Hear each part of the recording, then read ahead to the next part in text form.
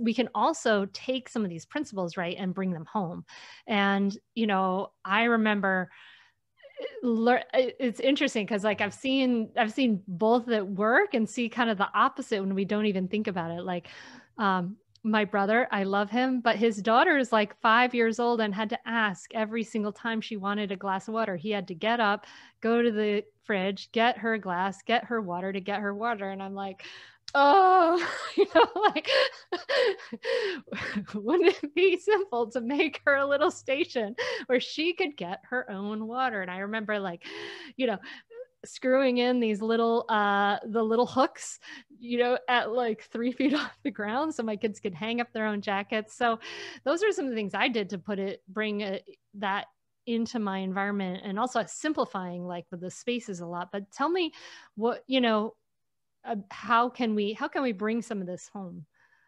I think that it's absolutely right. One part is how we set up our homes so that they can be independent and having things accessible, because they are so capable. I mean, pretty much from 1.5 to 2 years old, having a low water station is great. And then a 1.5-year-old will just have less water out because you only put out as much as you want to clean up, right, as well. Yeah. Because you can say, oh, I listened to this great podcast about Montessori, so I put out a big jug of water and then there was a big spill, and then you end up, losing your temper because it's too much. So it's also about knowing like limits on things. And then it's about engaging activities. So I think so many times I go and visit homes and there's just way too many toys. And so the parents say, oh, they never know what to do. And when I look around, I also wouldn't know how to choose. It's like going to a supermarket. There's way too many mueslis. Like you'll spend 15 minutes just making one selection. Where if you're observing your child and you're seeing what they're really interested in, and you choose just 6 activities, and I like to actually set them out like they have in the Montessori classroom, where they're on a tray or in a basket, so that it's really easy. Okay, this is the cutting work. I'm going to go and try that. And then you notice, oh, that's actually too difficult. What I'll do is I'll make a simpler version, or that's actually not challenging them anymore. Maybe I'll make it more difficult by and changing it up that way. And then the other part of Montessori parenting that we can bring into our homes is that trust. Like, okay, I'm giving my child the chance to pour their own glass of water, but am I showing them that I trust them to, actually do that? So that takes a lot of patience, observation. And so I love to teach parents about a lot of the parenting skills that they can also apply. So, but for example, I think the easiest place to start is setting up your home, like you said. So when you walk in the entrance and you have low hooks where they can hang up their bag and their jackets, and maybe even a small stool that they can sit on so that they can be successful in taking their shoes on and off. And I'm really fine with them wearing gum boots, rain boots, I guess you would call them. I used to say gum boots. Like, huh?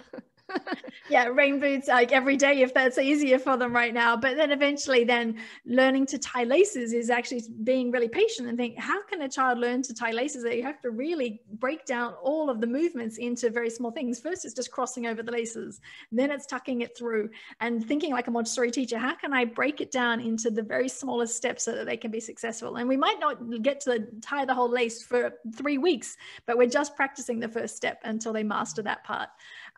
And then in the kitchen, like I love having things at the child's height. So even if you come to my class, my home now, all of the plates and bowls are down low, like in a low cupboard, so that everyone who comes to visit my house can get themselves a glass of water, or they can get a plate to help set the table. And that's such an easy thing to do. Learning towers are very fashionable nowadays, which means that the child can get up to the height of the kitchen. But when my kids were small, because they're now 18 and 20, I just had a step ladder, from a hardware store. And so I could also put it away because we didn't have such a big kitchen. And so they'd be able to step up and come. I've got a photo of my daughter. She's about 16 months old and she's making herself a honey sandwich at the top of the stairs. In their bedroom, how can I make it so that they can actually choose their clothes? Because I think getting dressed in the morning is one of our least favorite things, but actually seeing that as a moment of connection. Well, actually, I'm going to put my phone away. I'm not going to expect them to be able to get dressed by themselves, but I'm going to give them simple choices. So I can say, would you like to choose a t-shirt today? And there's just a couple of choices for them to choose. Okay, I want to wear the red one. And if they're really wanting to wear the pink tutu, but they're not allowed to wear it, then don't even have it available, because you're just going to get into an argument. So again, taking the time to think ahead, what do I want them to be able to choose from? It makes life much easier to just keep getting them involved in the house and simplifying things so they're attractive and that they can be independent and accessible.